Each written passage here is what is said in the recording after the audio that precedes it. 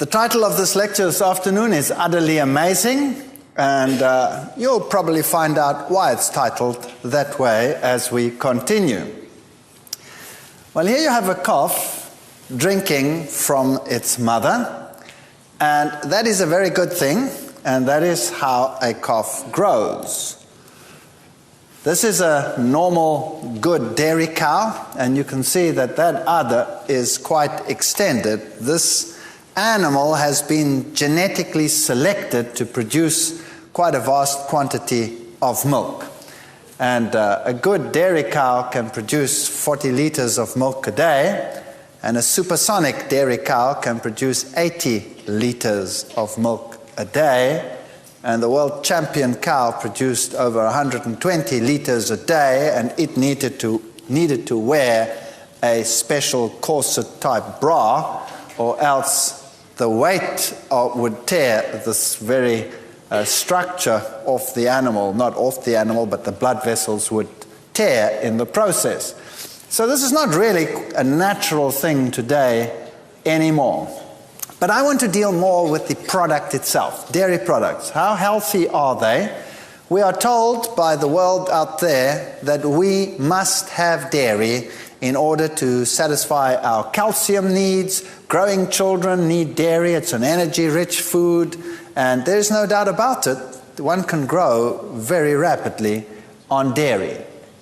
And milk, we are told we need milk because it contains calcium, and it contains proteins, and it contains all the things that we need. We also know that there are problems with it, and that there are high concentrations of fat and cholesterol, and so some people are advised to take skim milk rather than milk.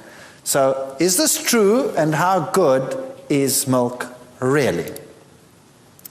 Well, the industry has a huge marketing drive, and to compete with the dairy industry in terms of marketing is really quite something. They also have the law on their side. They seem to believe that the word milk belongs to them, and in some countries you may not name any alternative product milk. You must name it something else. So in some countries you may not say soy milk, for example. You must call it soy drink or whatever, because the dairy board would take you to court if you use the word milk. Well, I'm going to use some publications here to show you what the scientific world is saying of this. Of all mammals, human milk has the lowest protein content and the lowest ratio of casein to whey. Now, casein is the protein that you find in milk, and there is a huge production of milk, so if you make evaporated products, then sometimes there is a huge excess of casein in the world, and you can find casein in just about anything, any product, from cookies to baking to power drinks to you name it, you will find casein. And casein is species specific. It's a very specific feeding protein. It's a very compact protein, and it needs special circumstances for digestion. So casein, for example, needs a special enzyme which will unravel it so that it can be cleaved in the normal digestion process. And in infants or in calves, the product that will do that is called renin. And renin curdles the milk and opens up the molecule for digestion. And so animals will produce this either in the lining of the gut. You will find pigs producing this, and calves produce it, and you can use this renin as well as an extract in the cheese production because it will help to curdle the milk.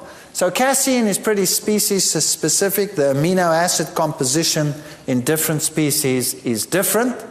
But of all mammals, human milk has the lowest protein content and the lowest ratio of casein to whey. So if we're going to compare them, for example, you will find that in the human there are 1.2 milligrams per liter of casein. That's what there is. And the time required to double the birth weight is 120 days.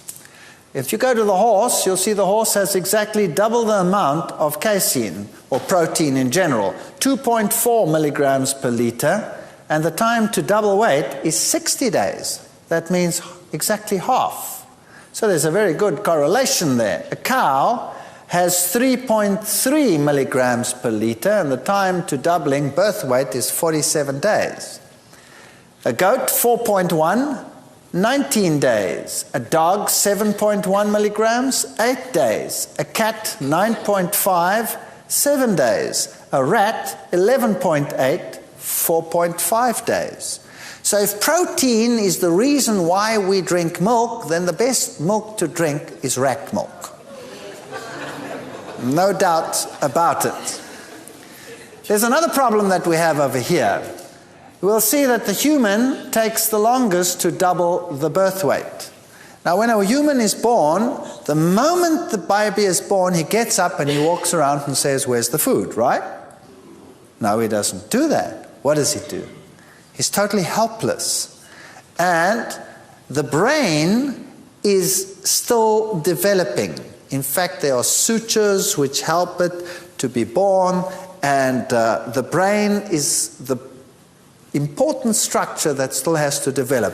The nerves are still connecting up, and so a baby is totally incoordinate, and the nervous system has to develop after birth in a human. A human is a species where the brain is paramount.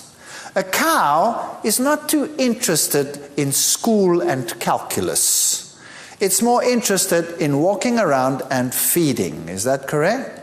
And so, the food type that is geared for a cow is one to make musculoskeletal development possible and is not geared for brain development.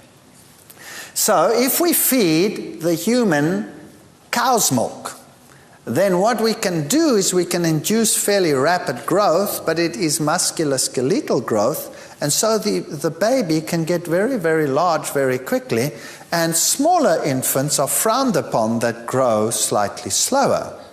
On the other hand, what is it that you would really want to develop properly, the brain or the musculoskeletal development? Well, it depends whether you're a child of a world boxing champion or of a, history professor or something like that, probably. But that's not the point. The point I'm making is that human milk, which has the lowest ratio of casein to whey, is geared for brain development. What does the brain consist of? High levels of proteins, or does the brain consist largely of fat? Basically, our brain is fatty tissue. And there are lots of fatty components. Around each of the nerve fibers, you have myelin sheaths, which are particular fat molecules. So brain and brain-connecting tissues or nerve tissues are largely fatty tissues. And so you need that type of development. Children that are raised on cow milk have a lower IQ on average than children that are raised on mother's milk. That's just a fact. So the protein that we find in this food is geared for the species, and if you work with animals in the zoo, you will know that you cannot just feed any milk to any animal. Normally they would die. The human is just so resilient that it can cope with just about any milk out there, and that's why we believe that cow's milk might be good for infants. In fact, the opposite is true. We should strive to use food that meet the nutrient needs of the older infant, yet avoid toxicity. Cow's milk simply does not meet this standard of quality. Journal of Pediatric Gastroenterology and Nutrition. So there are other problems with milk as well in terms of its purity. Here's the journal Pediatrics. You don't get better journals than these in terms of children. Babies who are fed whole cow's milk during the second 6 months of life may experience a 30% increase in intestinal blood loss and a significant loss of iron in their stools. Now, why should the infant bleed internally if it gets cow's milk? The answer again lies in the protein. The casein that occurs in the cow's milk is very hard to digest, which would mean that the situation inside the gut is such that it is more acidic than normal and very irritating to the intestine, so that these young intestines actually bleed in the process and you lose iron that way. And adults have the same problem. People who have ulcers, for example, should never ever have any dairy product in their systems because of the irritating nature of the digestive process involved. Adults who consume large quantities of milk, who have high lactase activity, suffer repeated small galactose challenges, accumulation of galactocol in the lens, and a greater likelihood of developing senile cataracts, postgraduate medicine. Okay, what does that mean now? So the first problem about dairy products is the type of protein. The protein, casein, is very hard to digest. You need very special enzymes in order to do it. And mother's milk has human casein, and the baby would find that hard to digest. But the mother has nodes in the breast where bacteria are raised, which are called Bacillus bifidus, and this bacterium is injected together with the milk and helps to digest the casein. And then the infants also have small amounts of rennin. In a cow, on the other hand, the calf produces large amounts of rennin to cope with this huge influx of casein.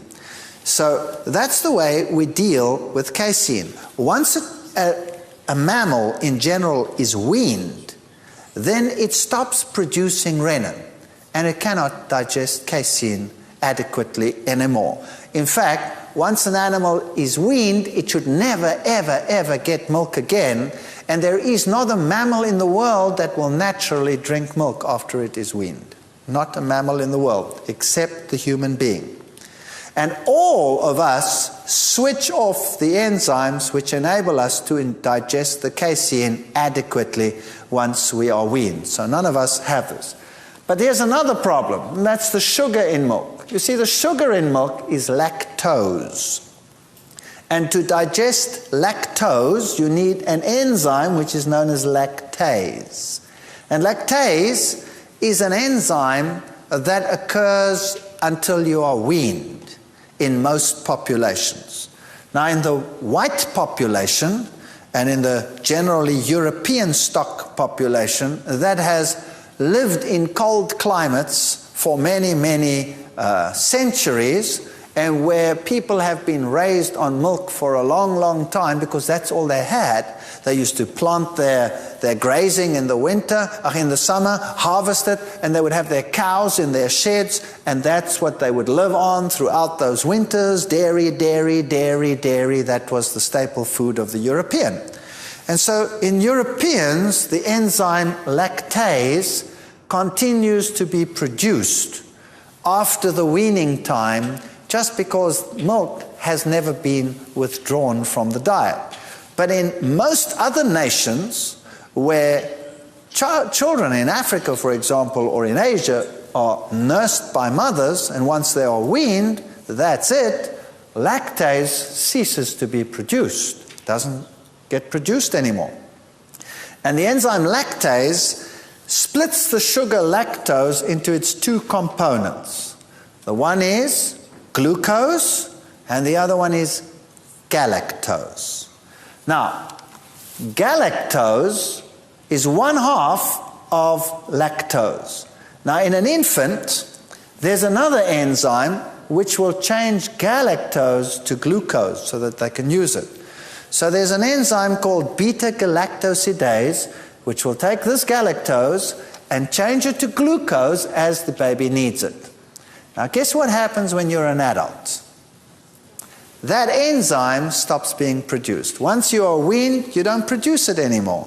So if you ever consume lactose as a sugar, you might still, if you are a European, have the enzyme lactase that can split the lactose into glucose and galactose, but you won't have sufficient of the enzyme or none of it as an adult to split the galactose or to change the galactose to glucose, which means that no human being actually should ever use lactose as a dietary food ever. Because what do you do with the galactose now that you don't know how to use it anymore? It now becomes a foreign substance in your body. So every time you have a glass of milk and you're converting everything that you can use in there, you will sit with galactose challenges. And what do you do with galactose? Well, you don't know what to do with it, you store it. So you store it in your skin, everywhere, including your eyes, your cornea. And so senile cataracts largely are galactose deposits which have accumulated over time. So you don't want to do that. What's wrong with dairy products? Here's the Physicians Committee for Responsible Medicine, Washington, D.C. They will tell you that dairy products contribute cholesterol and fat to one's diet. Comparing the cardiovascular status of ovo-lacto-vegetarians and vegans has proven that while both are healthier than meat eaters, vegans have a better cardiovascular status than vegetarians who consume dairy products. And these are all the journals, the Journal of American Medical Association, American Journal of Clinical Nutrition. This has been known for a long, long time. Even the Journal of Dairy Science will admit that milk has been identified as a cholesterol-elevating fat because it contains cholesterol and is primarily saturated. That's a half-truth. So I'll acknowledge that they have half the truth there. The other half is worse, which they don't mention, and we'll come to that in a moment. Iron deficiency, we've already spoken about it. Iron deficiency is more likely on a dairy-rich diet. In addition, clinical studies have shown that infants consuming cow's milk lose blood from their digestive tracts. We've dealt with that. Diabetes, this is an interesting one. Insulin-dependent diabetes, that's type 1 diabetes or childhood onset, is linked to dairy products. And this has been fairly well established over time, and I'll continue with that in a moment as to why that is the case. Ovarian cancer, as the Journal Lancet, a Harvard study found that when dairy products consumption exceeds the enzyme capacity to break down galactose, there is a buildup of galactose in the blood which may affect women's ovaries and make them actually infertile. In the European countries, 1 in 4 couples seek fertility help. 1 in 4. That never happens in Africa. Did you notice that? Never happens in Africa. Now here's this cow's milk linked to diabetes. In Lancet Medical Journal in 1999, they found that new evidence published Friday adds weight to a controversial theory that feeding cow's milk to babies may cause them to develop diabetes in later life, the Lancet Medical Journal said. Already in 1978, they said, drinking cow's milk may weaken the immune function in children and lead to problems of recurring infections. A young age at introduction of dairy products and a high milk consumption during childhood may increase a child's risk of developing juvenile diabetes, the journal Diabetologia, 1994. So how come it causes diabetes? What was the theory behind that? Again, it's linked to the protein. This protein casein is very poorly digested, which means that it only breaks down into little bigger chunks. You get energy from it because parts of it are digested, but the pieces sometimes get translocated and end up in the blood as pieces. Now all of a sudden, the body recognizes an abnormal protein. And it just so happens that cow's casein has an amino acid sequence in one part of the molecule which is very similar to the amino acid sequence on the beta cells of the pancreas. So what happens is, when the body recognizes the strange protein, it makes an antibody. And that antibody, if that sequence of amino acids happens to be present in that piece that's in the blood, is an antibody to that amino acid sequence. And then that same antibody attacks your own beta cells and destroys your pancreas. And then you have diabetes type 1, and you have no more insulin-producing cells, and then you have diabetes type 1. Then the only solution is to take insulin for the rest of your life. Now, there was a lot of controversy about this because Japanese babies sometimes develop diabetes type 1, even though they never got cow's milk, they only got mother's milk. And so this idea was rejected for a long, long time, until scientists found something very exciting. They found that the Japanese babies that had diabetes type 1 were from mothers who had been subjected to the United States diet. They'd lived in America for a while, and they were using dairy. So they analyzed the mother's milk, and guess what they found in the mother's milk? Cow casein. Why? Because the mother wasn't digesting the cow casein properly. It was also translocated partially into their bloodstream. The body gets rid of it, and a gland throwing things out is a convenient place of getting rid of it. The baby was getting cow casein and making antibodies because it couldn't deal with it, and that's where diabetes 1 came from. So the theory today is pretty well confirmed. Early cow milk exposure may increase juvenile diabetes risk by 1.5 times. Early studies already showed this. Diabetes does not occur in diabetes-prone rodents reared on a diet free of cow's milk for the first 2 or 3 months of life, indicating that cow's milk protein can trigger the disease. The New England Journal of Medicine reported that in 1992 already. They've known this for years. And only now is it slowly filtering through to the medical world that this is actually the problem. Researchers from Rome and London said they studied 47 patients who had recently developed insulin-dependent diabetes and found that 51% of them had immune cells that grew and replicated when exposed to a protein called beta-casein. Comes from cows. Found in cow's milk, only 2.7% of healthy people in a control group had immune cells that reacted to the cow's milk protein. So there you have it. Casein seems to be the problem. All right, here's this other study that was done on the sugar.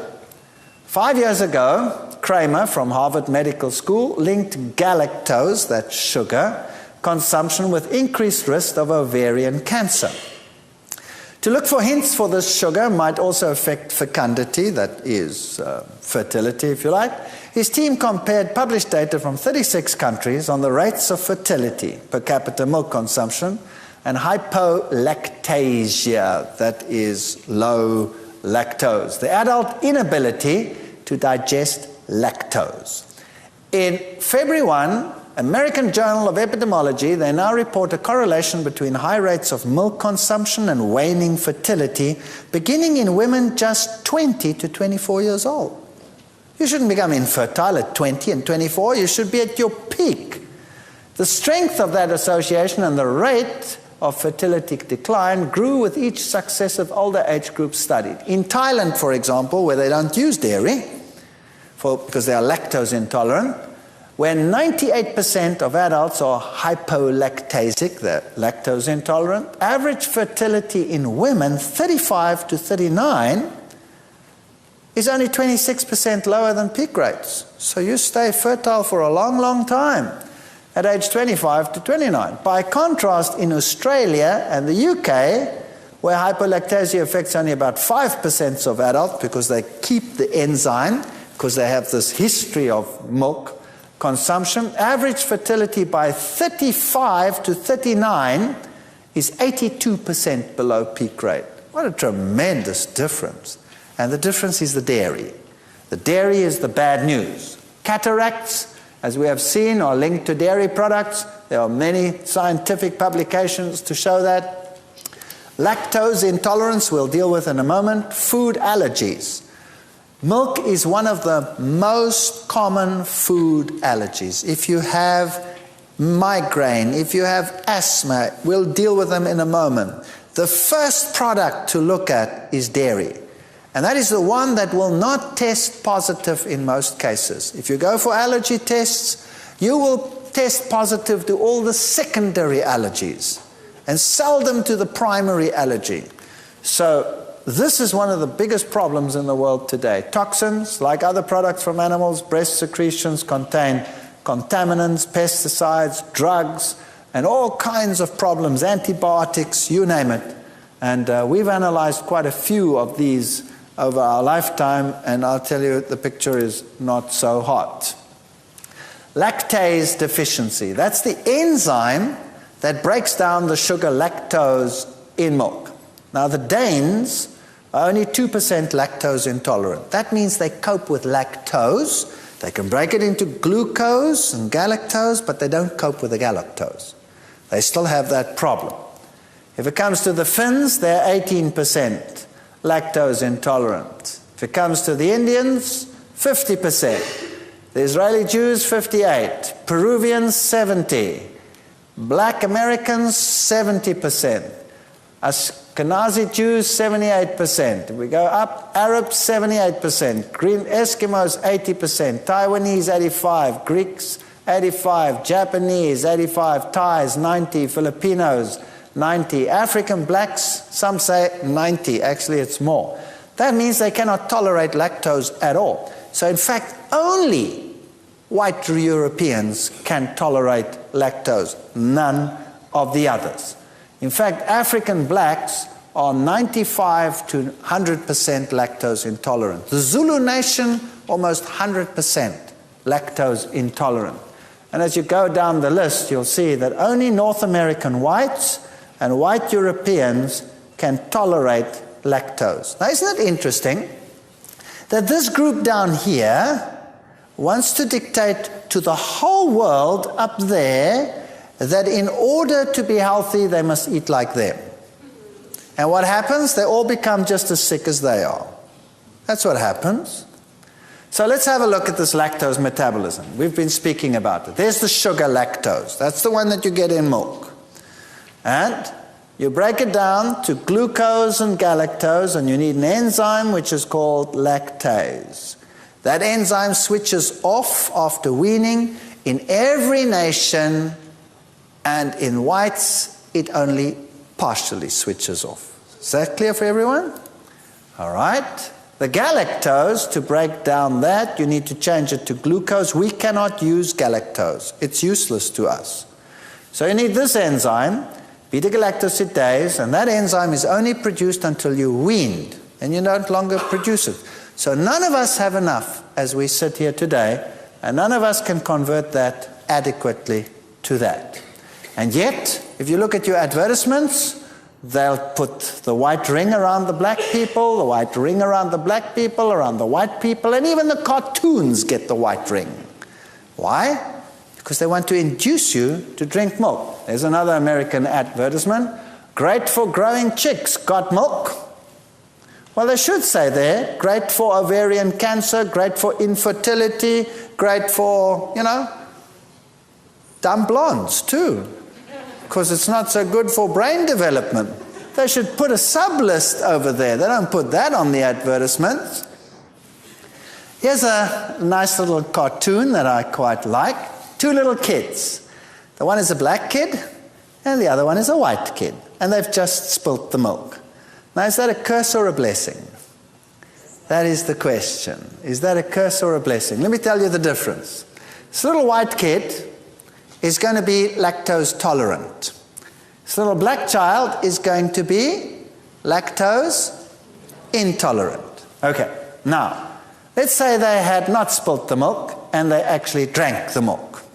The little white kid would have no problem with the milk in terms of digesting the sugar, because it has lactase, the enzyme breaks it down, but it would have problems with the galactose, which would affect certain parameters. Then the casein, the protein in the milk, it would have problems with that as well, and they would tend to allergies and all kinds of things, but it could grow quite well on the casein, no problem.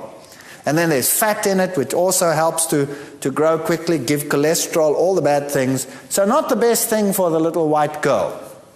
If she has this milk, because she is not lactose intolerant and because milk is fiberless, she would tend to become constipated from the milk.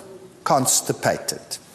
The little black boy over there, he would have the same problems except that he doesn't have lactase. And so he cannot ferment the lactose. So it passes straight through into the colon where there are bacteria which can do it. So they split it. And now suddenly he has free sugars down here in the colon, and that attracts water into the colon, and he gets diarrhea like crazy.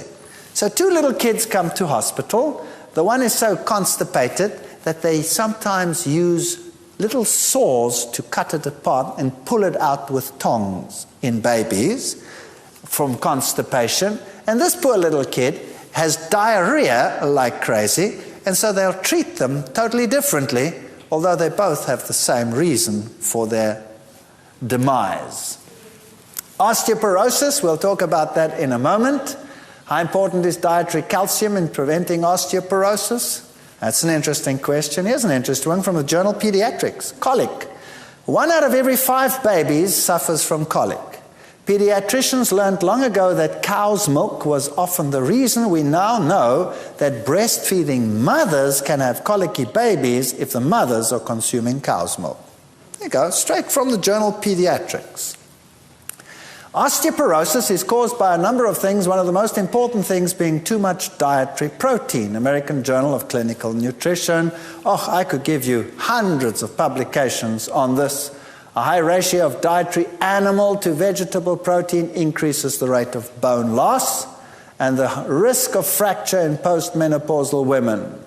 And the more animal protein you consume, the worse you are. And which protein do you think would be the very worst of them all? Casein, the one in milk. Here's some interesting things about milk. Leukemia. Bovine leukemia virus. Now that's a virus in cattle, in cow milk, in cows. Bovine leukemia virus antibodies were present in 59% of newborn calves tested. That's the Canadian Journal of Comparative Medicine. Human T-cell leukemia virus can be transmitted from humans to animals. Such results suggest that a milk-borne infection being transferred from a mother to a baby is very plausible. Whether it can pass from a cow to a human is being studied. That was the Japanese Journal of Cancer in 1985 already. Iowa, a dairy state, has higher rates than the national average for human leukemia, American Journal of Epidemiology in 1980. Pennsylvania veterinarians have been able to grow bovine leukemia virus in human cells in the laboratory. In 1980, a study showed an increase in human leukemia in areas where high levels of bovine leukemia occurred. And here's something interesting. Cows infected with bovine leukemia virus had significantly greater milk production than their non-bovine leukemia virus infected herd mates, which could mean that more BLV tainted milk is being produced than previously estimated. Did you know that over 80% of dairy cows in your country, for example, have BLV? Because the farmer is going to select which cow, the one that produces more milk or the one that produces less milk? The one that produces more milk. Okay.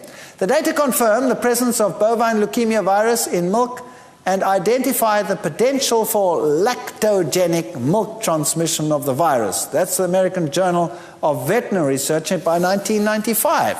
So there is evidence that leukemia can come from milk. What about multiple sclerosis? What a debilitating disease. The present data indicate that MS, multiple sclerosis patients, exhibit an antibody to bovine leukemia virus. Okay, so maybe you're getting more from your milk than you might assume that you got from your milk. Many of these sclerosis, these nerve diseases patients report consuming large quantities of milk. Other diseases, even the Journal of Dairy Science admits that TB, brucellosis, diphtheria, scarlet fever, Q fever, gastroenteritis are transmissible by milk products. And the Journal of American Medical Association, milk is an excellent vehicle of infection because its fat contents protects pathogens from gastric acid, and being fluid, it has a short gastric transit time. So you can get infected with milk. The big stink, Listeria infections in the UK. Notice how they've been going up here since the 80s, how they have increased over time. And Listeria is one that will cause, as I said, blindness, stillbirth, deformities. It's quite a wicked one. We've had quite a few outbreaks in our country. Switzerland, there have been quite a few outbreaks of this. So the fact of the matter is that dairy doesn't seem to be as good as it seems. Listeria organisms excreted in cow's milk escape pasteurization. So it doesn't even help to pasteurize them. It's interesting. We tested milk for pathogens, and we went and took raw milk and we tested retail pasteurized milk. And you find lots of lactobacteria in raw milk and very, very few, if ever, of the pathogens. Then you go to the retail milk and you find no lactobacteria. They're all dead. They've been pasteurized away. But what do you find? You find pathogens alone. They survived, and now they can grow in the milk. So these days, milk doesn't tend to go sour, but it develops a bad odor sometimes. And that's because it has pathogens which make it go rotten rather than sour. The results report the hypothesis that human listeriosis can be a foodborne disease and raise questions about the ability of pasteurization to eradicate a large inoculum of listeria from contaminated raw milk. It doesn't work. Now, I talk about this everywhere in the world. Prof's crusade against milk has them frothing. There was a newspaper article about some Walter Fite guy who was talking about milk. In fact, the dairy board came and wanted to put me in a box. And I said, would you care to sit down? And these guys are big. Dairy board farmers, they are huge. After all, that's what they've been eating all their lives, right? And I felt very intimidated, and I gave them my lecture, and at the end, they were actually begging and saying, couldn't you please keep it quiet for the sake of the industry? So I said, well, if you can take all the diseases upon your head, I would do that. So, no, there are other publications, also books, which talk a lot about this issue. Move Over Milk is one, Milk the Deadly Poison, very many interesting things. High infant death rates from cow's milk. Now, this is an interesting one. This is now in areas where we don't have industrialization. In other words, third world. Cow's milk, 84.7%, 84.7 death rate at 9 months per 1,000 infants. That's quite high. If 84.7 out of every 1,000 die, as opposed to 1.5 in these areas. Now, what about areas like the United States or Europe? Nelson's textbook on pediatrics, improved medical treatments have changed this picture, and currently the death rates are similar for breast and cow's milk formula-fed infants, except in lower socioeconomic conditions or unsanitary conditions. Even in an era of antibiotics in the USA, infants fed formulas or cow's milk are 80% more likely to develop diarrhea, 70% more likely to develop ear infections when compared to breastfed infants. How many little kids today have to get grommets constantly in their ears? The only reason why they have to get them is because of the dairy. Your infectious mode is far higher if you are on dairy than if you are not. So let's just wrap up the milk-associated conditions which you find in the scientific literature. This does not come out of my thumb. This comes out of the scientific literature. Chronic fatigue. Many people speak to me about chronic fatigue. Take out the dairy, and the problem is very often solved. Tension headaches, musculoskeletal pain, hyperactivity, bedwetting, Allergies and congestion. Many, many allergies can be taken straight back to dairy. Asthma and respiratory difficulties. Well, for one, my wife was an asthma sufferer. She had to take an asthma pump. She could not go anywhere without an asthma pump. She was a constant asthma sufferer. It was a nightmare. And since she threw out the dairy, she didn't have to use the asthma pump. It took about 6 months in her case, and she never needed an asthma pump again. In fact, once we had a knock on the door, and an asthmatic was having a terrible asthma attack right there, and it was tough. We had to rush him to the hospital. But she had her last asthma pump, which had been lying for months in her drawer, and she gave it to him, and that helped him to get to the hospital. So asthma, very definitely involved. Early arteriosclerosis from oxidized cholesterol. Now, this is a very important point. Cholesterol itself is not so problematic. Oxidized cholesterol is problematic, and milk is in air and oxidizes very readily, and milk is one of the prime sources of oxidized cholesterol. And you would want to avoid that as much as you can. Juvenile diabetes, we've dealt with in quite some detail. Acne, all the problems associated with trying to get rid of the products you cannot digest come out through the skin. Acne. Rheumatoid arthritis is often associated with dairy consumption, and all the nerve disorders like neuralgic diseases, Gehrick's disease, multiple sclerosis, and IQ. There are numerous studies which show that children raised on dairy have a considerably lower IQ than children raised on mother's milk, for example. So with all this listing, why would you want to use dairy products? One reason, and one reason alone, remains. The fat is bad, the protein is indigestible or partly digestible and is bad for you. There's one reason and one reason alone why you would want to use dairy products, and what is that? Calcium. That's it. Calcium. Known advantages of breastfeeding over milk consumption, cow's milk, is mother's antibodies are passed on to the baby. That's one important point. 2, mother's white blood cells are passed on to the baby. Breast milk contains lactoferrin, which blocks E. coli bacteria growth, so the baby has a better bacterial distribution. Breast milk is usually sterile, unlike cow's milk. And only 25% of calcium in cow's milk is absorbed by the body. So there's your first point. Yes, maybe milk contains a lot of calcium, but what good is that if the absorbability is so poor? Human milk, although containing less than half the calcium of cow's milk, is a better source of calcium because of its high absorption. So there's another reason. And anything dark green, kale, turnips, sesame seeds, are better sources for the same reason. Now, what are the disadvantages? The fat in cow's milk is not easily digested.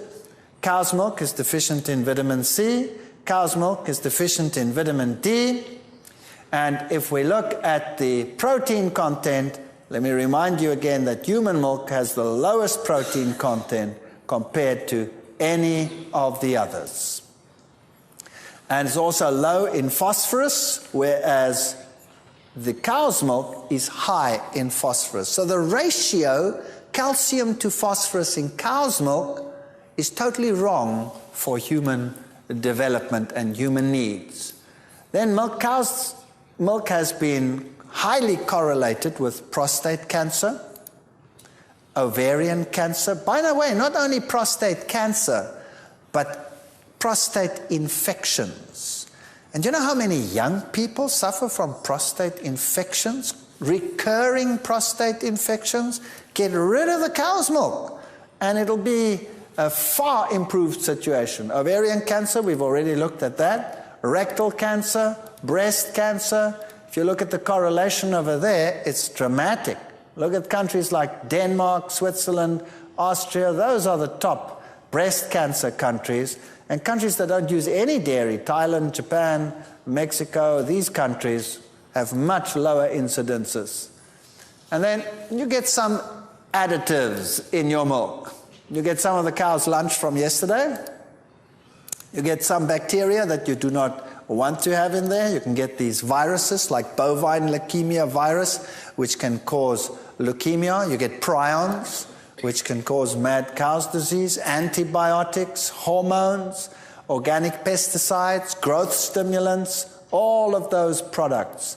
Bacteria in milk is limited to 20,000. Milk after pasteurization should contain no more than 20,000 bacteria per milliliter of milk and no more than 10 coliform bacteria in each milliliter. Once you've pasteurized it, the bacteria that you have are largely the bad ones and not the good ones.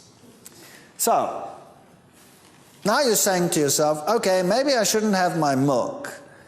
But if you look at these products, how many of these products contain milk? It really is a problem now, because just about everything out there contains dairy products. And cheese, some people say, well, I won't drink milk, but I'll have cheese. Cheese is still okay. Now let me get to my pet topic, which is cheese. Are you ready? Let's have some fun with cheese. What is cheese? It's propagated as a high-energy growth food, and it's used so widely in the world today that one can hardly imagine a life without it. Isn't that right? One can hardly imagine it. Imagine all the things that are sold out there that contain cheese, and the pizzas and the lasagnas and all these marvelous things. How's cheese made? Firstly, you take the milk, and then you add a culture, and then you have some fermentation, and then you get a curd. And you have some whey. And the curd you can use, and you can make cottage cheeses on them. These are the soft cheeses. Now, what does the curd contain? Just wrap it up for me. It contains high cholesterol oxidized fat. It contains which protein? Casein and some lactoglobulins and all of those, which are not easily digestible. And then it contains, if it's cultured and it's been fermented, then it won't have any more lactose in it.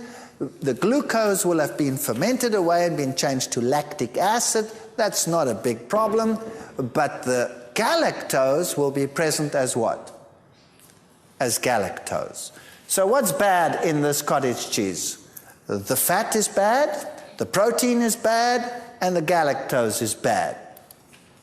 Then, when you mature that further, you get soft cheeses. And if you mature that further, you get the mature cheeses, and all of that comes from this curd. Now, what has happened in a mature cheese? In a mature cheese, what has happened is that the bacteria have worked on the product, and what do the bacteria actually do? They utilize anything that's useful, because bacteria have to grow. So they utilize everything that's useful until they get to the point when they've used everything that's useful, and that which they cannot use remains.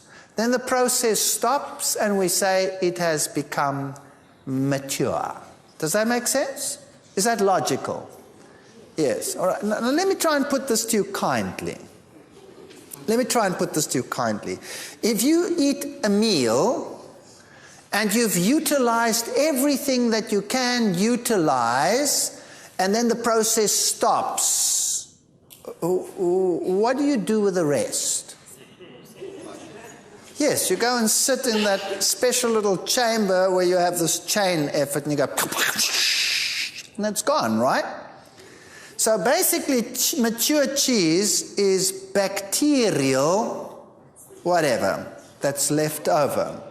And it even has the smell associated with it, which we have turned into something artistic and delectable. Isn't that so? The better and more aromatic, the more expensive it becomes. So we have become experts in producing this product, and we call it food for some strange reason. Now, you pop it into your stomach, the bacteria didn't have very much success with what was left over. That's why it's called a mature cheese. It's highly rich in casein. It has some oxidized fat, which is the worst thing that you could possibly have. And this casein is indigestible. The bacteria do not have the enzymes to cleave it.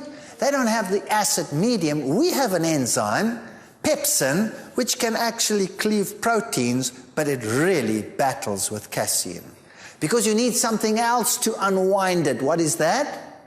Renin. Do we have renin as adults? Yes or no? We don't even have enough of it as infants. That's why mom adds Bacillus bifidus. No. We don't have it. So do we cleave this protein very well? Yes or no? No, we don't.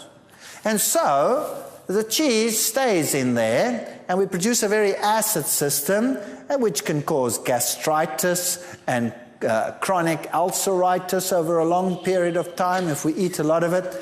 And the amazing thing is, we occasionally send samples through for analysis. And that's when the sphincter opens and a little sample goes through. And there are receptors there which measure the size of the molecules. And if they are too large when they come through, we send a signal back and say, close up, the job's not done. The job's not done. And then it stays in there longer. Now, I've already told you that normal plant foods will be in and out of the stomach within 4 hours. Finished. If you add meat to the diet, it can stay longer. It can stay up to 6 hours. If you add cheese to this, it can stay in there for 10 hours, even longer, 12 hours. 10 hours is sort of the average for cheese. And that makes for what we call satiety, feeling satisfied. That is why if you want to shut your guests up, give them cheese. And they don't ask you for food very quickly because they feel satisfied. Now, I have a question for you. If you go to people and you say, why don't you change to a healthier diet and eat more plant foods? What is the first thing they will say? It doesn't satisfy me. I eat and I'm hungry again. Well, actual fact, that's what you want to be. When you eat, how much do you absorb from your stomach? Nothing. When do you start absorbing? Once it's in the intestines, isn't that right? So in other words, your stomach must be empty and the food must be in the intestines when you start getting energy from the food. What's the good of eating and keeping it in your stomach? What's the point of that? That's pathetic. So satiety might mean I feel satisfied, but the longer you feel satisfied, the worse your diet is. You want it to empty out. So a good feeling of emptiness means energy. Challenge anyone who feels satisfied for a walk up a mountain. Let's see how he feels. Satisfied with all his energy in his stomach instead of going into his bloodstream. It makes no sense. In Germany, there's a saying which says, Käse schließt den Magen, which means cheese shuts off the stomach. And that's exactly what it does. In fact, cheese should never be introduced into the human stomach. Never. It has no place there. The only place for it is in that other instrument with a chain on it where you pull and go, and then it's gone. That's the best place for cheese. If we look at the acid loads in food, we've discussed this already. Notice that mature cheese will give you an acid load of 23.6 milliequivalents. That's the most acid food that you can get. And you have to neutralize that with calcium carbonate from the body. If you want to lose bone, then go for the cheese. Now, we did quite a number of experiments on this. Here are some rats. And we tested, for example, soy and casein. When you give them casein, the urinary pH is much more acidic than when you feed them soy. Then we wanted to know about the fecal calcium loss. And when you feed them casein, they lose twice as much calcium through the feces than when you feed them soy. Which simply means what? That they don't absorb the calcium, which we've already established. It goes in there, out there. So what's the good of all this good calcium in this food if you're not going to get it? And then even when you absorb it, that which you do absorb, what happens to that? Urea production tells us that the turnover in casein, you have to get rid of far more amino acids than when you use soy, because our body prefers these amino acids. In our age, in growth, you want a slightly different mix. Total urinary calcium loss, if we fed them casein, there was a highly significant increase in calcium loss. So, yes, you absorb the calcium, but you have to urinate it out again. So really, milk is a very poor source of calcium. Here's an interesting one. Mean fecal wet mass. When we fed rats casein, that's just the protein in milk. Now, this doesn't contain the lactose, the sugar, just the protein. So this is exactly the same as the little white girl would experience.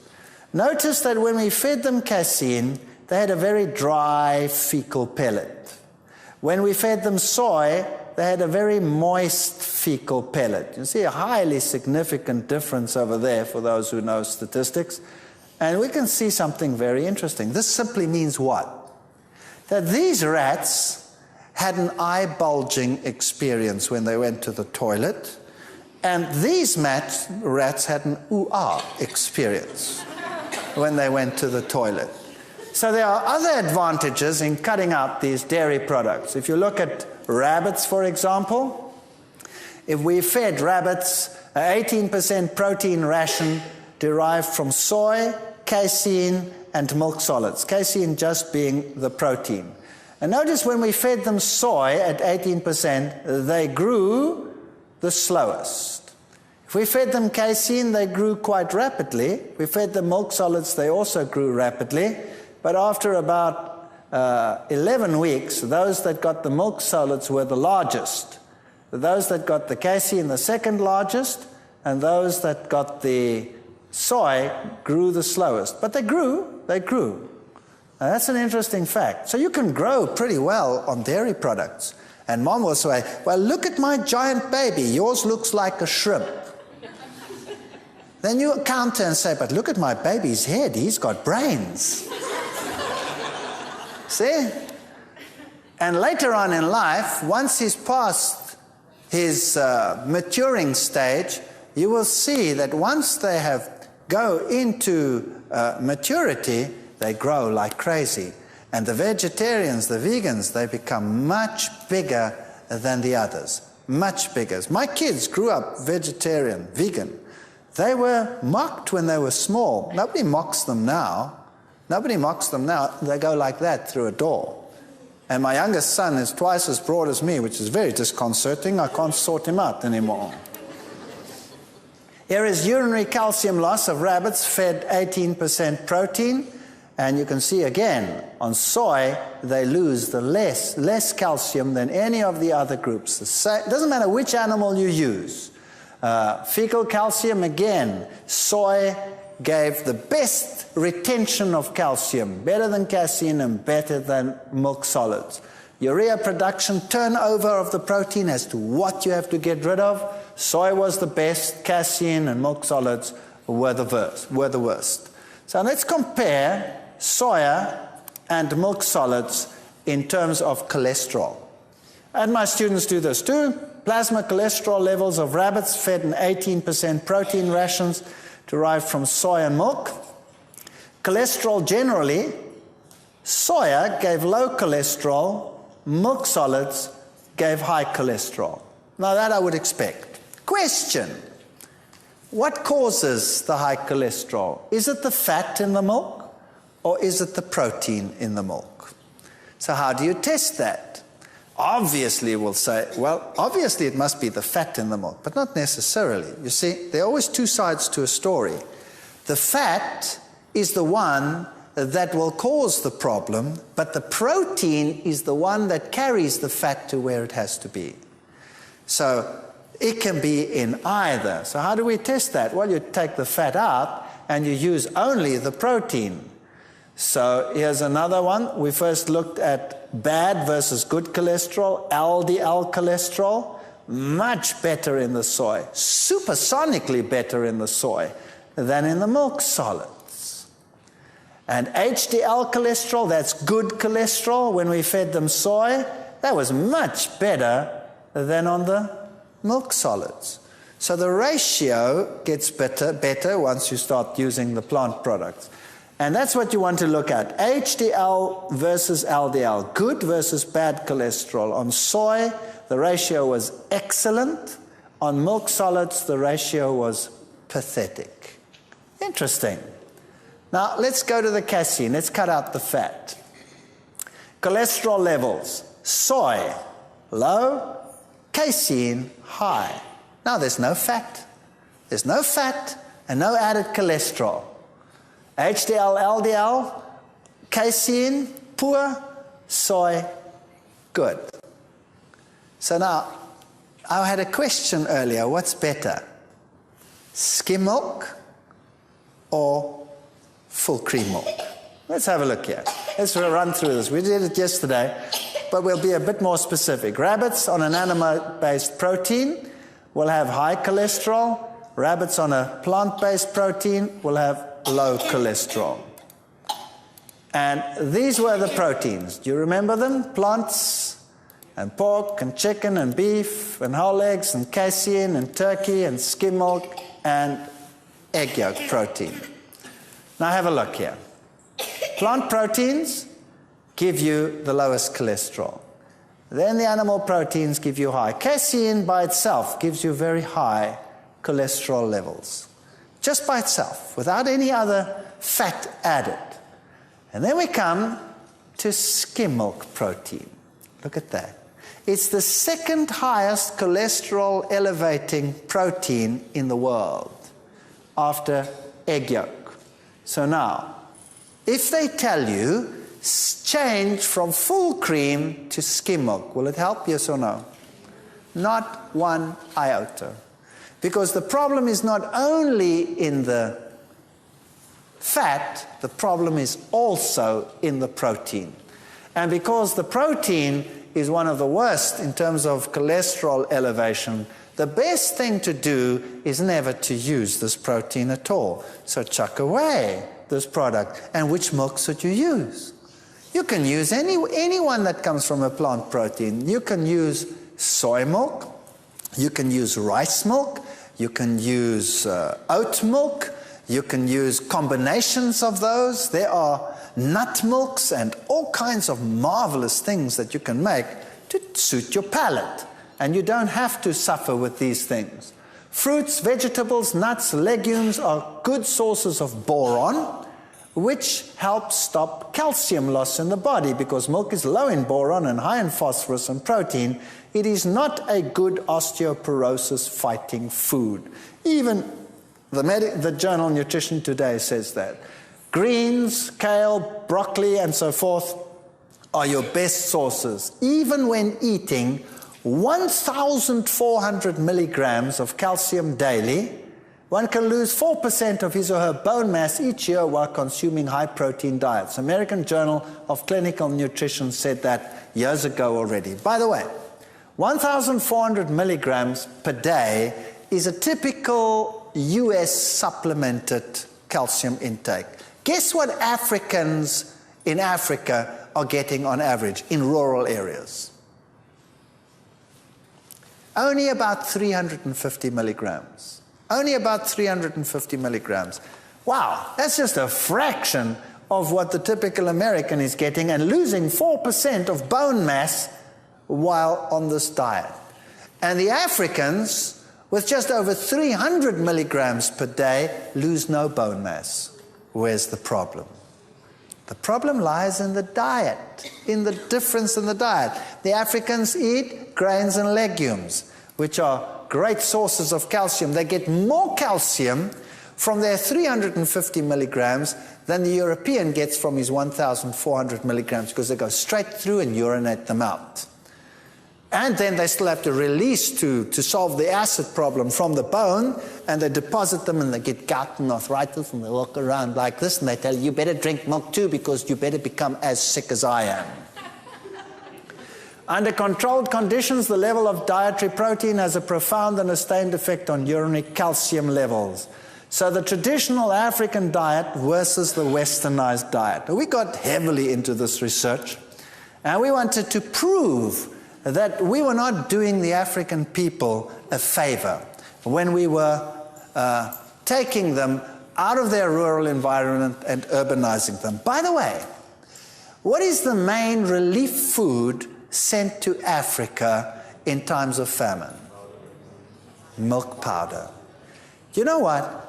I have said this publicly on radio, on television. I've said it all over the world. People just don't get it. You send those poor African kids milk powder, what are you doing to them? They're already emaciated. Now they get a glass of milk, and what happens to them? They get diarrhea and they die like flies. In some areas in Africa, they call it the white man's poison. And some tribes have developed a use for the milk powder. They make a paste out of it and they paint their huts with it. That's the only thing you can use it for. So we wanted to know what this effect was going to be, and we wanted to simulate the grain and the legume diet, and we used the vervet monkey in order to do this, because this is the only animal that is recognized as an equivalent. What do we find? Maize legume diet versus the milk solids diet.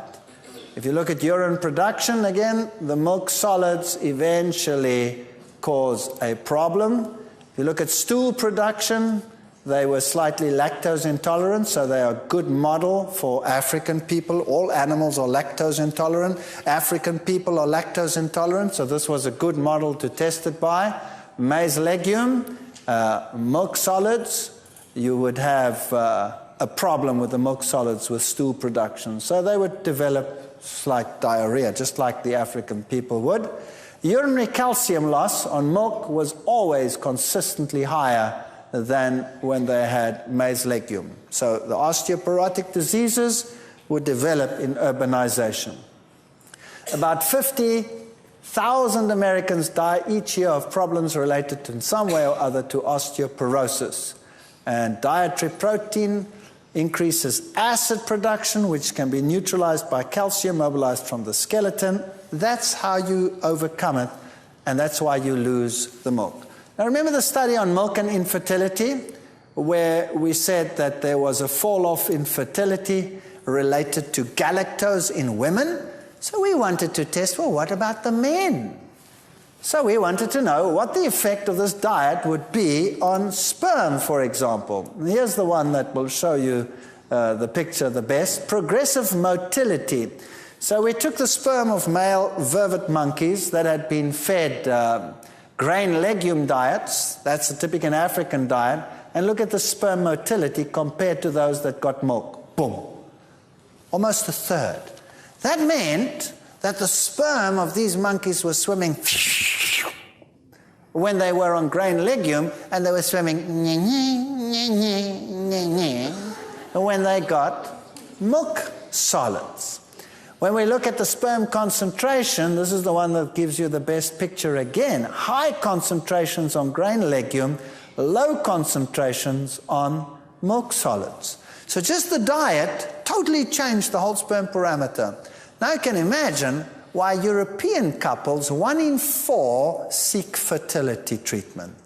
The women are affected by the galactose, the men are affected by the casein. Just changes the protein parameters and makes for immaturity of the sperm. We delivered this at conferences all over the world, and sperm mid-piece defects when they were on dairy, they also had more abnormal development. Typical defects would be this little bump there or kinks in the tail. So bottom line, guys, if you want to be fertile, kick the milk habit. Your sperm will go, it'll be plentiful, and not like these go around in circles not knowing where to go. Lymphocyte levels. This is very interesting. Maize legume diet, milk diet. Notice that the immune system was far more capable. This is not infectious. This is all within good parameters. But they were far more capable if you were off dairy. So if you want to boost your immune system, then get rid of the milk. Now, African people are lactose intolerant, so they in particular should get rid of the milk.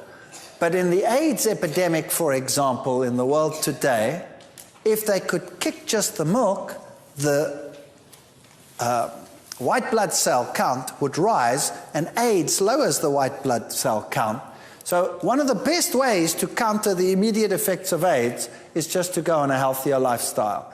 Also, when we looked at HDL, LDL, the parameters were far better on the maize legume than on the milk.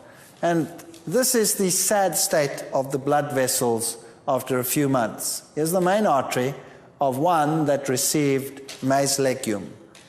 Perfect. By the way, they didn't only get maize legume, okay? They got everything else that a monkey eats. It's fruits and everything else. Just a little ball of food, the energy food was maize legume, a small part of the diet. So they didn't only get that. They had fruits and veggies and everything they wanted to eat as well that monkeys eat. And this is what it looked like.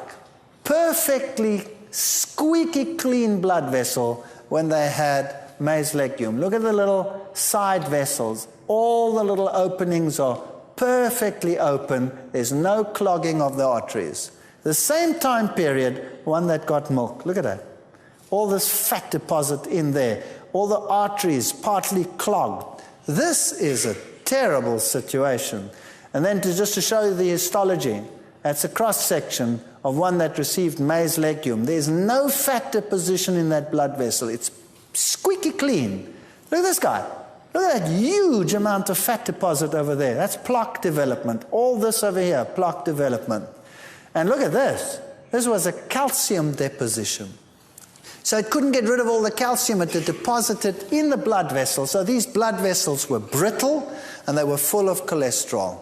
And that's dairy for you. Dairy products are a no-no.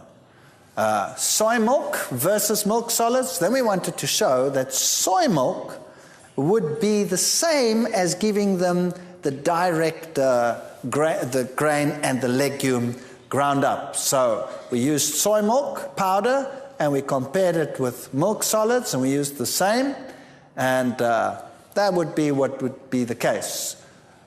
We found milk, of course, implicated in high cholesterol, high LDL, low HDL, and we look at those results, we find exactly the same thing. Cholesterol was high when we had the milk solids and low when we had the soy milk, exactly as in the other one. LDL was high on the milk and lower on the soy, and lymphocyte counts on the traditional, on the soy, in other words, was much better than on the other one. And sperm motility, exactly the same story.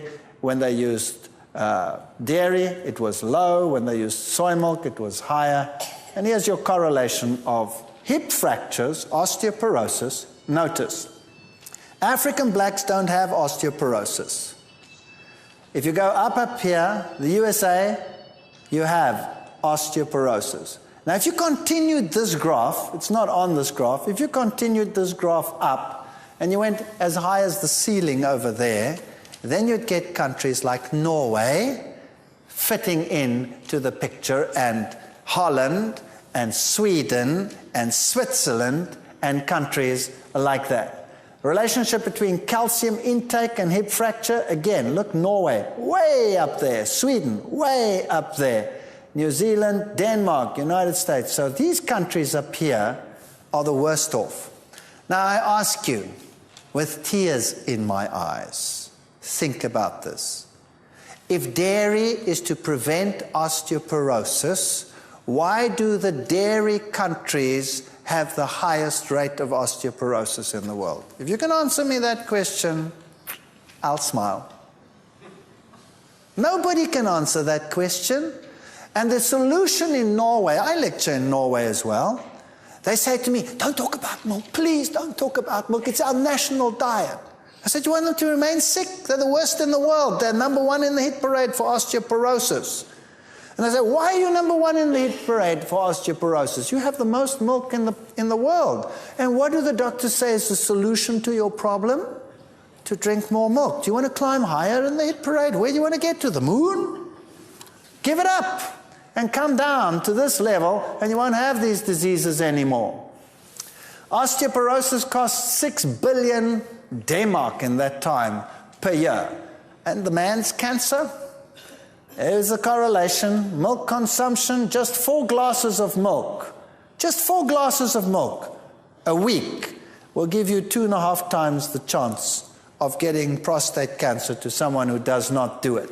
So, if you want to know where in the world you will find the highest rate of prostate cancer, you don't have to guess very long. Who are the top 2 countries in the world? Switzerland and Norway. Why?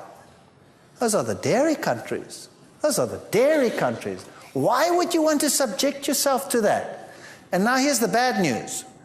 For African Americans and African people in general, they've had a much shorter historic time of subjection to the Western diet, which means they still have the system that is supposed to cut out these products once they are weaned. So now, if you don't, this is the problem that you have. White males, prostate cancer.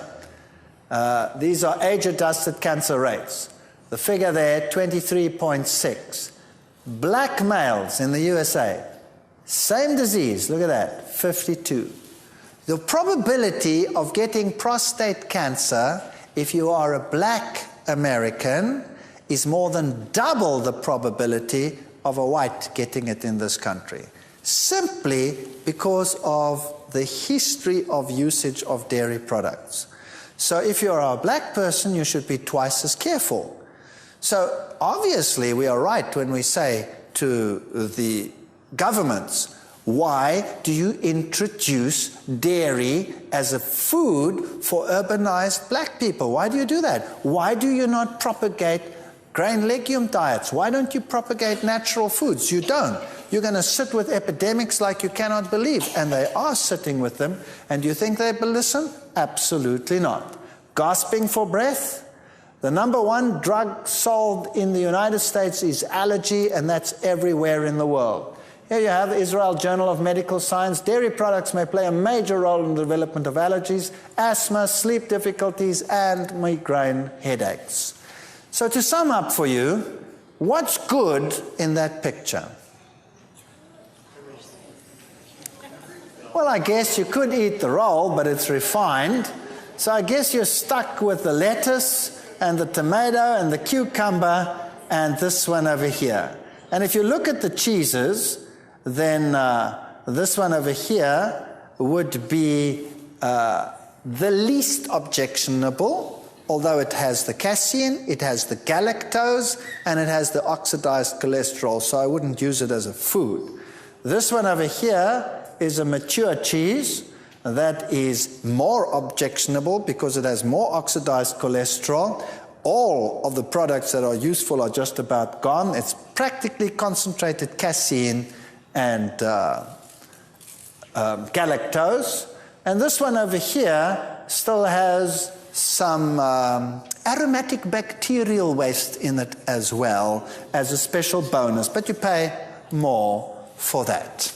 So my suggestion would be to choose a healthier alternative to dairy products. And we will be dealing with that in another lecture. Thank you.